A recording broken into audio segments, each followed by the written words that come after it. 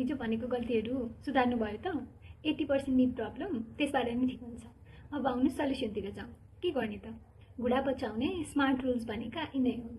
Right टेक्निकले दौडिने, right खालको सुजहरू लगाउने, स्टाइल हैन कम्फर्ट चुज गरेर सुजहरू आफूले छान्ने, हरेक दिनको कुदाइ भन्दा अल्टरनेट डेजको कुदाइ बढी इफेक्टिभ हुन्छ र अल्टरनेट डे रनिङ गर्ने, पलेटी कसेर लामो अवधिसम्म नबस्ने र फिजियोथेरापीमा मसल स्ट्रेन्थनिङ एक्सरसाइजहरू सिक्ने, थाइसको, ग्लुट्सको, ह्यामस्ट्रिङको फिजियोथेरापीहरू सिक्ने, त्यसलाई स्ट्रेन्थनिङ गर्ने र दुखाइको बेलामा rest is the best medicine.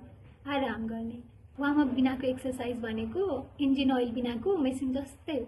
खाली बिग्रेको बिग्रै, दुःख दिएको दै गर्छ। र दौडेपछि, एक्सरसाइज पछि घुँडा अलिकति सुन्नियो भने घरमै पनि आइस प्याकले सेक्न मिल्छ। डाक्टरकोमा कति बेला जाने त? हो, यदि एक्सरसाइजले, फिजियोथेरापीले, लाइफस्टाइलले र आरामले पनि निको भएन भने त्यति बेला डाक्टरसँग कन्सल्ट गर्नुपर्छ र मेडिसिन या सर्जरीबाट घुँडा दुखाइको निदान आरामसँग हुन्छ। आज सुनेनौ भने भोलि दौडिने होइन, हिँड्नै पनि गाह्रो हुन्छ।